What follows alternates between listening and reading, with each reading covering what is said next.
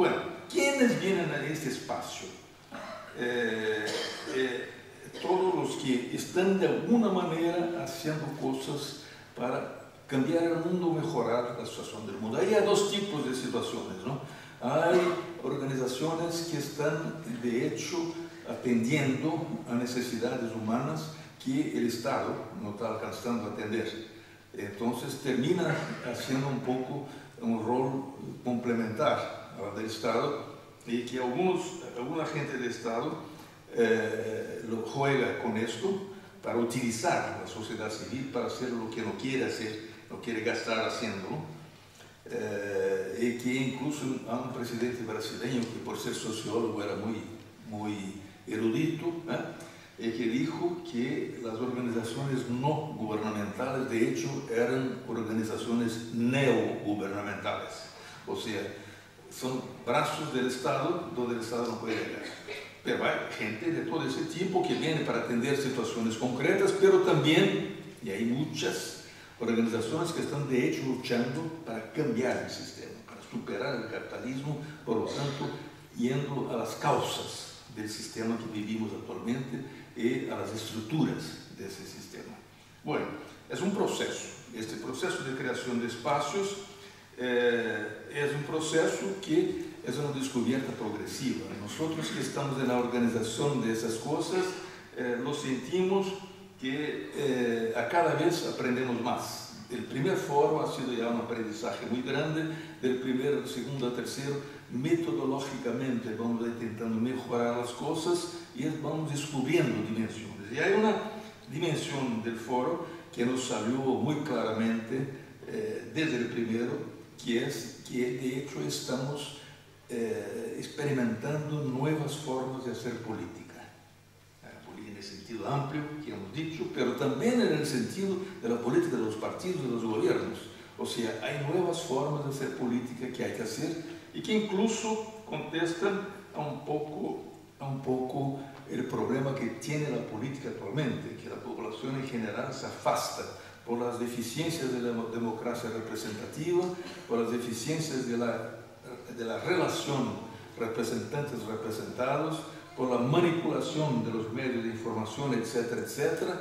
Mucha gente no quiere saber de política, ni de políticos, ni de nada, y se afastan. Las direcciones de las organizaciones políticas se separan de sus bases. Entonces, cosas muy perversas que ocurren, que a nuestro juicio se deben mucho a la manera de hacer política que prevalece en el mundo de hoy, y que de hecho termina por utilizar, principalmente los que luchan contra el capitalismo, terminan por utilizar las mismas lógicas del capitalismo. Por ejemplo, en la competición.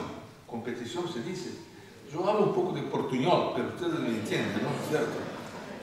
O sea, entonces, la competición, la cosa de hacer de esta manera.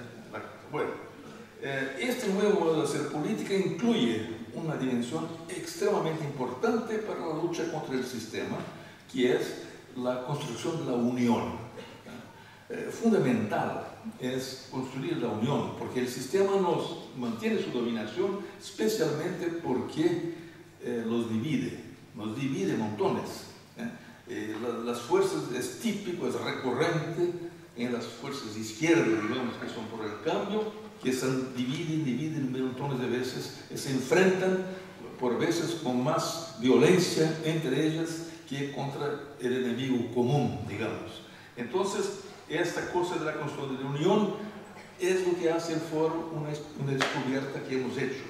Incluso una de las reglas del juego nuestra es la regla de la decisión por consenso, que es toda una cosa que podría desarrollar acá, pero no voy tan lejos, pero que incluye un cambio muy grande en la actitud de la gente, que en vez de estar en una actitud de disputa, está en una actitud de escucha.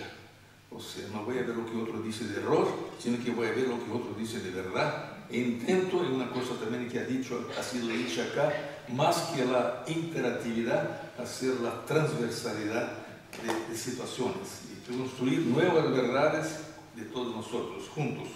Bueno, son cambios de paradigma, incluso que tiene una idea muy importante del respecto de la diversidad.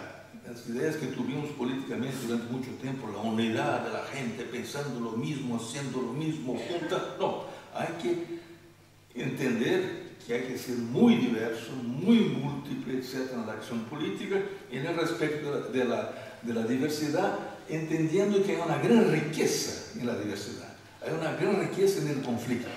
El conflicto es necesario para que veamos lo que no hemos visto por la acción de los otros, y ahí entendamos lo que nos falta hacer, y así construimos otra cosa transversalmente, construimos nuevas realidades. Entonces, es un cambio de paradigmas total, y que incluso, ¿por qué?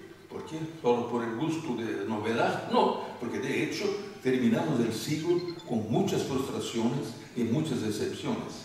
O sea, el siglo pasado ha sido un siglo de muchas experiencias históricas fortísimas, muy grandes, incluso muy dolorosas para mucha gente, y que terminó ¿con qué? Con el dominio absoluto del capital sobre el mundo.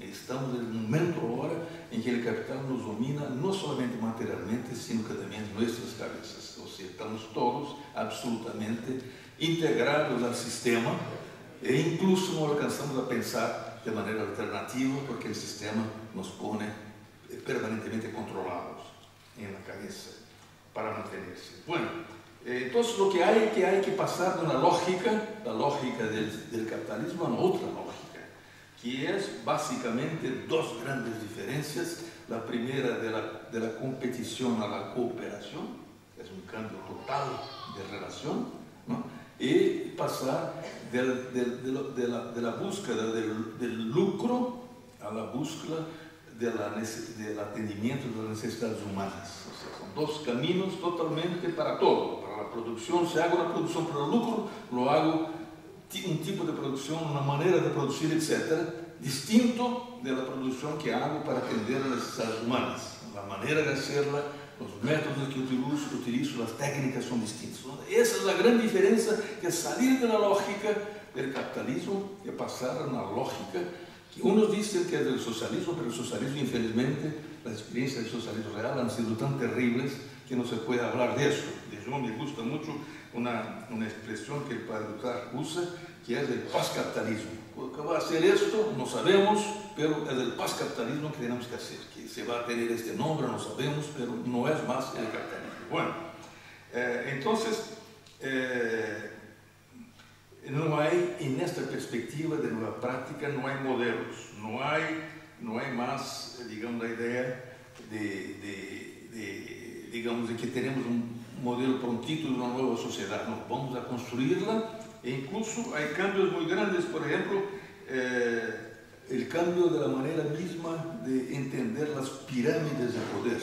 Que tenemos pirámides de poder siempre. Hay gente que acumula más conocimiento que otros, gente que tiene en sus manos. Yo tengo acá un gran poder de hablarles que estoy con el micrófono, ¿no? Pero hay gente que tiene más poder que yo, que cortarme el micrófono si quiere, ¿cierto?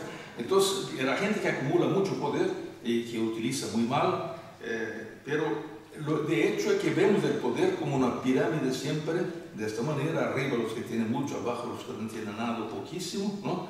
Pero tendríamos que utópicamente invertir esta pirámide, o sea, poner abajo los que tienen mucho poder para que estén al servicio de los que tienen poco poder.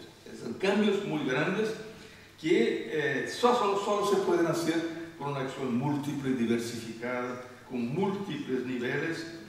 De hecho, yo personalmente encuentro que hay que tener el coraje, porque se habla mucho, cuando se habla mucho de política, lo ideal es ser revolucionario, o sea, tenemos que hacer la revolución, perfecto. Yo creo que hay que tener el coraje de decir, tenemos que ser reformistas, o sea, hay que cambiar por aquí, por allá, por todos los lados, todas las partes, montones de cosas para cambiar esta lógica, reemplazarla por otra lógica, pero no un reformismo que haga que el sistema continúe se defendiendo, manteniendo permanentemente, sino que un reformismo que sea transformador, que vaya a las causas, que vaya a las estructuras.